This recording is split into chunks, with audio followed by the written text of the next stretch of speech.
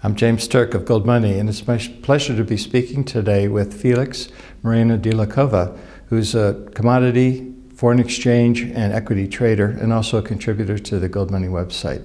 Félix, pleasure to be speaking with you today.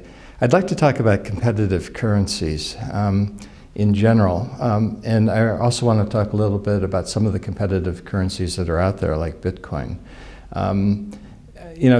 I've recently contributed something to the Gold Money website discussing Bitcoin, and I know that you're an advocate of Bitcoin. I'm in favor of competitive currencies. I have some question marks about Bitcoin. I'd like to explore that with you. What is the attractiveness to Bitcoin in your view? I want to see what your thoughts are and where we agree and maybe where we disagree. Well, first of all, James, it's an absolute pleasure to be here talking to you. I've always been a great fan. And the thing about Bitcoin, well, the thing about competitive currencies in general is that by nature there's going to be a lot of different options and lots of different products out there for people to choose. And I think Bitcoin has a lot of value. Basically, the idea itself is genius. The purpose is to try to do for money and for internet payments what email has done for communications or what blogs have done for journalism. And the way it does it is very, very innovative and deserves a careful look. I know you have some doubts, obviously, and you've spoken a bit about them, but I really think it's worth looking at. The first thing you have to understand that Bitcoin is three things. It's the blockchain, the protocol, and the client, the actual program that runs Bitcoin. The client's not important at all. In fact, the client's not even the better version. And there's alternative clients which have been developed by other people which actually work better than the original Satoshi client. The blockchain is the record of transactions, which is what ensures that people don't double spend the Bitcoins. And it's sort of, you could call it the history of Bitcoin. And that's probably going to stick around for a long time, even if Bitcoin doesn't succeed or is replaced by something better.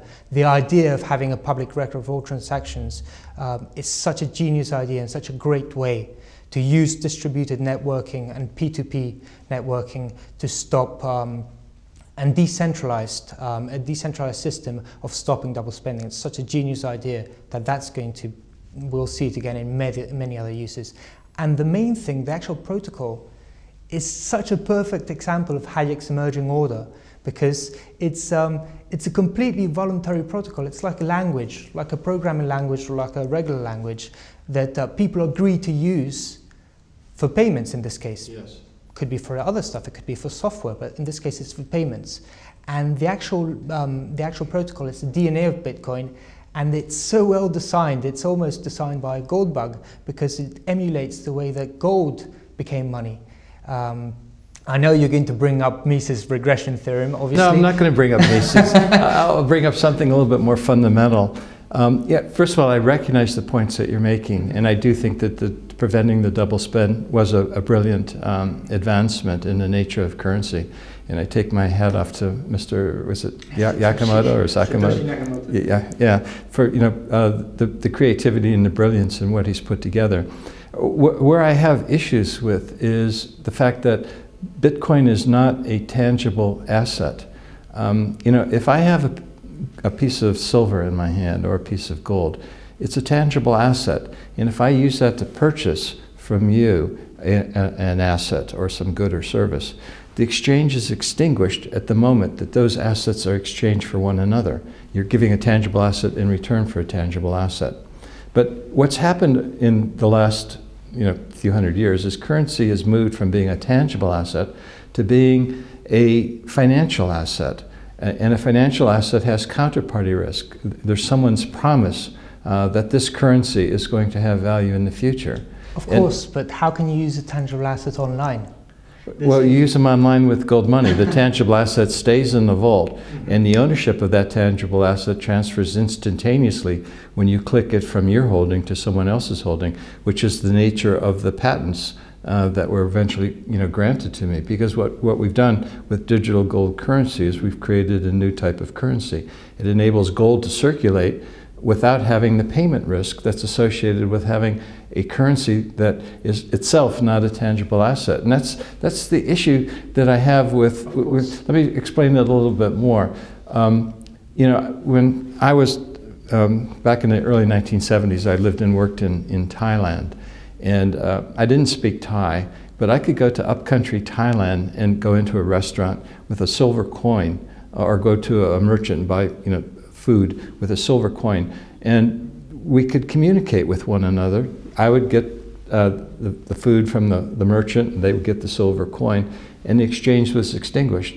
But if I went up there with a diamond or, you know, other tangible assets that are not easily understood or easily to value in general, transaction wouldn't be completed. Now, I'm not a programmer, and so I don't understand all of the ins and outs of Bitcoin. I understand fundamentally, but I haven't actually read the programming to see how beautiful it is as people describe it to me, who are programmers. So, you know, I have a hard time, you know, conceptualizing and seeing, you know, Bitcoin from that light, given my orientation towards tangible assets as a form of currency. And I agree with you. I mean, you're right when you say Bitcoin is not backed by anything tangible. You're completely right. The only thing that Bitcoin is backed by is demand, the amount of people who agree to use the same protocol. By the way, the one thing that you would appreciate, even without being a programmer, about why the Bitcoin protocol is so beautiful,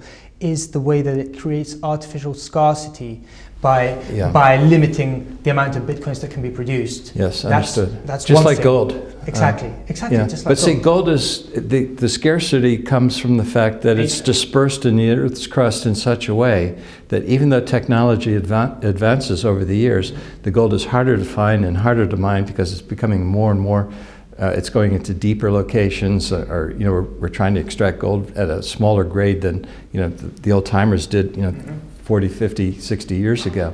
So there are a lot of similarities, but at the end of the day, Bitcoin is not a tangible asset, but it has tangible nature to it in the sense that the programming itself has some value, but it's not like it's something you can put in your hand. The other point that you made, though, that is the similarity to gold, is that it's how people perceive it. And that gets back to Austrian economics, that value is subjective. You know, the old saying goes, one man's treasure is another man's junk. You know, some people might like a particular artist, and other people might say, well, that artist is terrible. And, you know, one guy might pay, you know, $1 million for a Picasso, and another guy would say, I wouldn't pay a penny for a Picasso. Isn't that also true with currencies? And that's the beauty for competing currencies? That is the beauty for competing currencies. But the thing about Bitcoin is that, well, firstly, it's completely decentralized. I mean, with a payment system backed by gold or backed by someone, you always have to trust the issuer.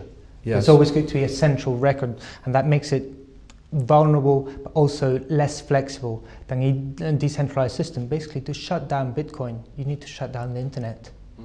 And also, you could say, I mean, the way that Bitcoin was created mainly by programmers was based on things like protocols, like HTML, like programming languages, like email, and that is actually a fairly good backing because they can see where they come from. They can see how many programmers could see that, but the average guy in the street like me cannot. But the average guy in the street doesn't need to know how things work. He just needs to be able to use them easily. There's a huge demand for online cash, not a credit system, not a payment system. Cash, something that can be used just as easily as I can buy something with €1 or $1 at a store. That does not exist right now. That demand is not being met, and Bitcoin is one of the leading solutions trying to meet that demand. And if it succeeds, it will be very difficult to beat. Yeah, I understand the reasons for online cash and the need for online cash, and I'm in complete agreement with you there that we do need a product. But again, I want to just come back to this point. How do you get people to accept Bitcoin as a form of currency where they're going to put some wealth in and you know, take the risks of owning Bitcoin? Well, I would advise anyone to own a great deal of Bitcoins right now because it's still in very early stages. It's still very speculative. It's very volatile. In fact, I think volatile meaning that its exchange rate relative to national currencies can go up and down. Exactly. Exactly. It can move a lot right now because it doesn't have enough critical mass. Right now, it's already very useful as a payment system. In fact, I think it combines extremely well with gold. People could save in gold, hold wealth in gold, but then when they have to move, they're not going to move the gold from one country to another. They can just send some Bitcoins and buy the gold at the other country. It's so simple, it can already be done. Yeah, or in theory, just leave the gold in the vault and use gold money to click their ownership of gold to someone else, and the gold still stays there. Of course, James, but they can't do that right now. Well, they can if they live in Jersey, because we haven't stopped the payments everywhere. We're still doing that, and hopefully at some point in time in the future, when the regulatory environment improves, we'll be able to reestablish that service. But I suppose that's part of the beauty of Bitcoin and more generally competitive currencies, that here is a currency that has developed a successful following. Apparently is growing based on the numbers I see, and it's managed to do that without any government regulation. In spite of it, I would say. But let me give you an example. Yeah, I agree with you on that. Argentina just blocked PayPal payments. Argentine citizens can no longer make a PayPal transaction from one account to another account in Argentina. Well, Bitcoin bypasses all that. Who cares what they say? Who cares what the regulation says? It has no country, it has no central place that can be regulated. It's just a network. And just the same as BitTorrent hasn't been shut down despite a massive onslaught from the record industry, Bitcoin can't be shut down. Yeah, there was just recently a failure of one of the big exchanges between Bitcoin and national currencies, and we've seen this before. There was another big failure a couple of years ago, as I recall. Mm-hmm. How does an exchange provider who makes this market in Bitcoin and currencies establish himself and get the market to accept him as an intermediary between currency and Bitcoin? Well, as you know, the biggest Bitcoin exchange, Mt. Gox, is domiciled in Japan.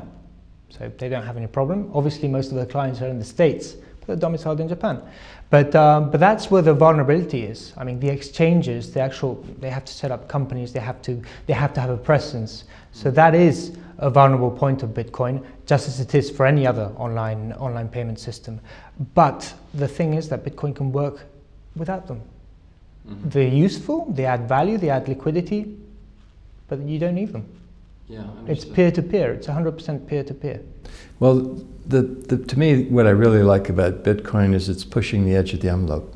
It's causing people to think, it's causing people to understand that, hey, there's more out there than just something that comes from a government central bank or a government, more generally, that, the market can create alternatives. And that's where the competitive currency thing comes in. In the States, Ron Paul has pushed forward this competitive currency thing that basically unleashes the forces of the free market, unleashes entrepreneurial spirit and thinking to create different alternatives, to come up with a currency that reduces the impediments to interacting with one another. And so in that regard, I think Bitcoin, has been in the forefront of creating something new and creative, and therefore I take my hats off to it.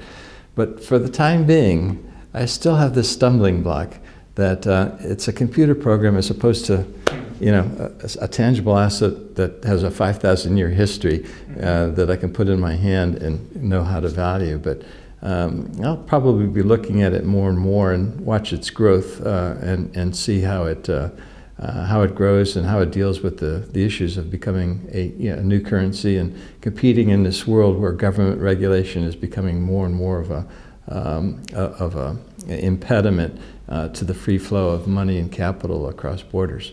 Any final thoughts you'd like to add on this? Yes, I agree with you that nothing can beat gold's 6,000-year-old history of use as money. But you use email.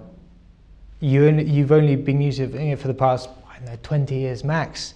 Bitcoin might not be the be-all and end-all, but it's a very valid experiment. And, as you say, a great illustration of how experimentation, competitive currencies, can allow all kinds of solutions to spring forth, and I hope to see many more. Yeah, let me just end on one thing that I think fits in with our general conversation, and it's a point that I've made time and again, but I think it's really sort of important, particularly in view of this conversation. I distinguish between money on the one hand and currency on the other. Money doesn't have any history. It does the same thing today that it did 1,000 years ago, or 2,000 or 5,000 years ago. It enables us to communicate value with one another when we interact with one another in society. So that's what money does. It's a mental tool, as Mises described it. Mises, the great Austrian economist. Currency, on the other hand, does have a history. It evolves and changes. And up until 1694, with the creation of the Bank of England, currency was always a tangible asset. But after that, currency became a financial asset, which has counterparty risk and payment risk and all these other issues. So, currency continues to evolve, and I think Bitcoin is an important step in the involvement as currency evolves. You're bringing modern technology to bear in a form of a payment mechanism that the world has never seen before, and I think that's a very, very positive step. But the question I have in my own mind is going back to what we had prior to 1694, where currency is once again a tangible asset, and ultimately that's the vision I have for gold money, using a tangible asset once again as currency without eliminating the counterparty risk and the payment risk associated with it. So I don't know. We'll see. I look forward to very healthy competition between different possible solutions. Well, that I agree with completely, and I really hope that governments around the world do take this competitive currency initiative that we're starting to see in a number of different places, take it seriously, allow different currencies to circulate without government intervention, without impediments imposed on the free market, without impediments imposed on individuals exercising their individual choice and free will. Felix, thank you very much for sharing your thoughts with me. I really do appreciate it. Felix Moreno de la Cova, thank you again. A pleasure. Visit us at www.goldmoney.com and click on the Sign Up button to open your free holding.